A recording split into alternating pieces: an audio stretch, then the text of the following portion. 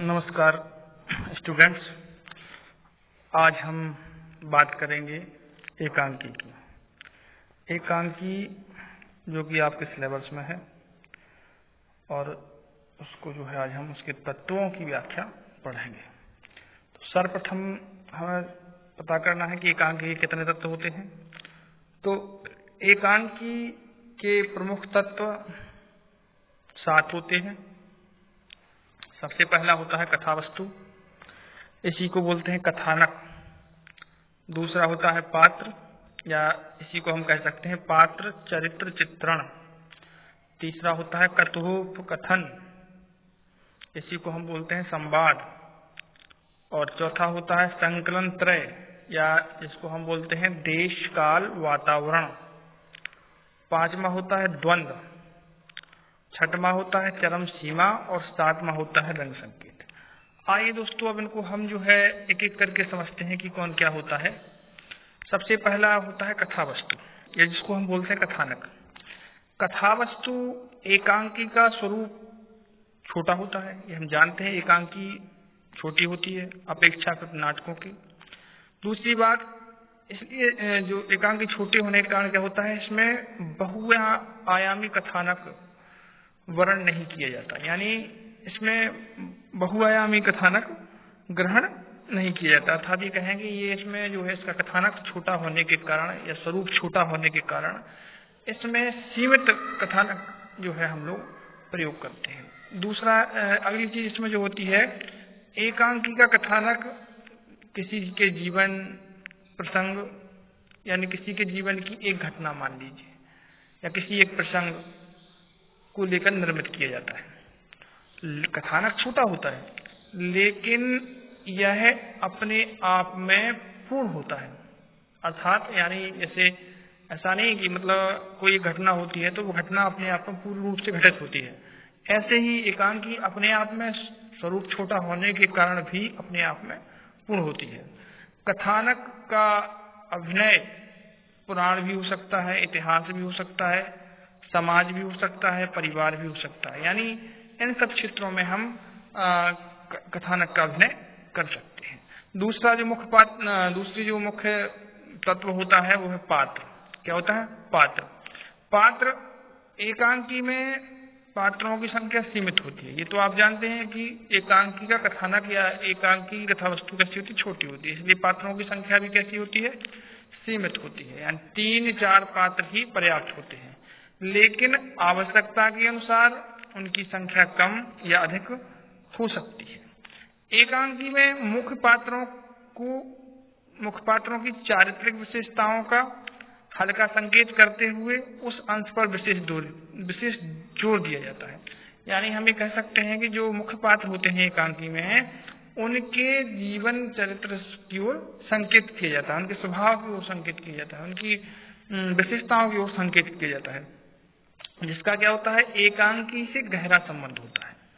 पात्रों के चरण चित्रण में स्वाभाविकता होनी चाहिए, यानी जो जैसा है या जिस तरह का वातावरण या जिस तरह की घटना है या जिस तरह का प्रसंग है, उसी तरह के पात्र होने चाहिए। उनका व्यवहार स्वाभाविक होना चाहिए, बनावटी नहीं होना चाहिए। जैसे यानी हम कह सकते हैं कि भी हमारे अनुभव जगत के जीते जागते प्राणी होने चाहिए। टाइप नहीं, मतलब अगर हम किसी जीते जागते प्राणी का वर्णन कर रहे हैं, उसको पात्र के रूप में लिए, तो वो उसी तरह से दिखना चाहिए उन्हें। ये हम वस्तु या एनर्जी प्रदर्शित नहीं कर सकते हैं।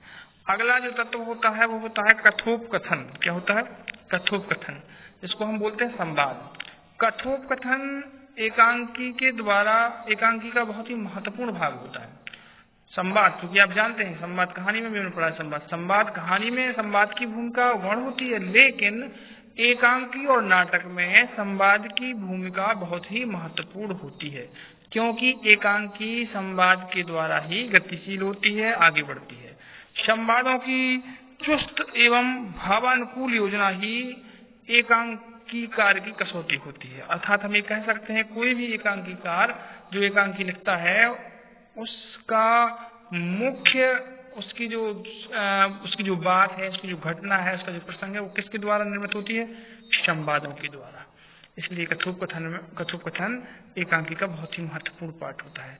जैसे पात्रों के विचार, मानसिकता आदि का ज्ञान संवादों के द्वारा ही होता है।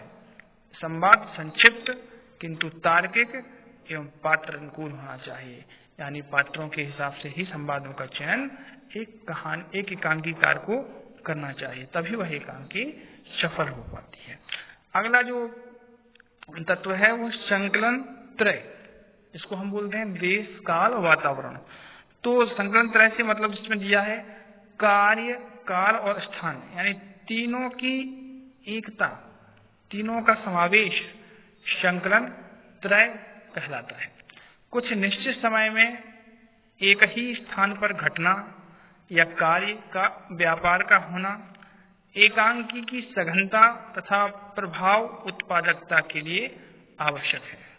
इस सिद्धांत का उल्लंघन करके भी श्रेष्ठ एवं प्रभावशाली एकांकियों का सृजन किया गया है, लेकिन ये किसी भी एकांकी में देश, काल, वातावरण का बहुत ही महत्वपूर्ण रोल होता है। अगला जो तत्व है वो है द्वंद्व। पात्रों के आंतरिक तथा बाह्य संघर्ष से ही कथानक का विकास होता है, यानी जो कथा वस्तु आगे बढ़ती है वो किससे बढ़ती है? पात्रों के आंतरिक और बाह्य संघर्ष से। एकांकी के आरंभ में ही हमें घटनाओं, परिस्थितियों या पात्रों के निजी सोच विचार का तनाव दिखाई देता है, यानी जो आंतरिक या बाह्य संघर्ष या आंतरिक या बाह्य द्वंद्व होता है वो कहाँ से? एकांकी के प्रारंभ से ही हमें दिखाई देने लगता है, यानी श्रेष्ठ एकांकी के आरंभिक बिंदु पर ही दो विपरीत परिस्थितियां आमने सामने खड़ी दिखाई देती हैं। दर्शक के मन में जिज्ञासा जागृत करती है। विपरीत परिस्थितियों, पात्रों के कथोपकथन तथा कार्य व्यापार के द्वारा सत्वर गति से विकसित होती है। यही क्या होता है? यही जो है द्वंद्व कहा जाता है।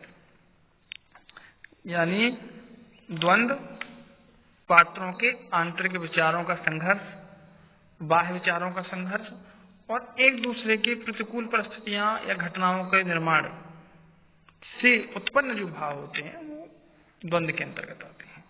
अगला जो पार्ट है चरम सीमा। चरम सीमा यानी एकांकी की परिणति चरम सीमा पर होती है। कहाँ होती है? चरम सीमा पर। कथानक या कथावस्तु में द्वंद्व एवं संघर्ष होते हुए ऐसे धरातल तक पहुंचते हैं या ऐसे धरातल पर पहुंचते हैं जहां प्रेक्षक अंतिम समाधान के लिए अत्यधिक जिज्ञासु हो उठता है, यानी अत्यधिक जिज्ञासा पैदा हो जाती है उसके अंदर। ऐसी स्थिति में एकांकीकार समस्या का समाधान न देकर विद्युत की तरह मूल कक्ष को दीप्त करके एकांकी को समाप्त कर देता है। अप्रत्याशित समाप्ति से दर्शक का मन अनेक जिज्ञासाओं से भर उठता है। इसका अंतिम जो भाग है, सातवां जो तत्व है वह रंग संकेत। एकांकी के अभिनय को प्रभावशाली एवं स्वाभाविक बनाने के लिए एकांकीकार द्वारा कुछ रंग संकेत दिए जाते हैं, जैसे मुस्कुराहट है, मुंह सुकेड़ते हुए, चिंतित होते हुए हाथ का सिर पे लगाना इत्यादि।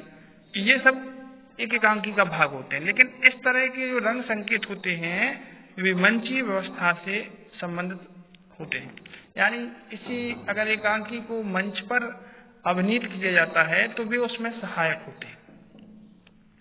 मूल एकांकियों में इनका प्रभाव, मूल एकांकियों में या ये कहिए कि जो अभिनीत एकांकियां नहीं होती हैं उनमें रंग संकेत बहुत कम दिखाई दे, लेकिन ये एक तत्व के रूप में कार्य करते हैं।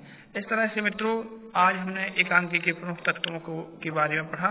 ये ना सिर्फ BLED के लिए महत्वपूर्ण है अपितु BA फर्स्ट ईयर में भी एकांकी हैं, BA के अन्य क्लासेस में एकांकी वहाँ भी महत्वपूर्ण है। साथ ही आपको कक्षा 9 और कक्षा 12 में भी सहयोग करेंगे, इसलिए इनका पढ़ना आपको आवश्यक है। और आप लोग जो है पढ़ें इसको लगातार और चैनल सब्सक्राइब करें और प्रयास करें कि चैनल सब्सक्राइबर बढ़ें। ये आपका भी कर्तव्य है कि आपके सर के चैनल सब्सक्राइबर बढ़ें और लगातार पढ़ें और नोट्स बनाएं। इससे आपको जो है पढ़ाई में सहूलियत होगी, सहायता मिलेगी। धन्यवाद। जय हिंद, जय भारत। जय हिंद।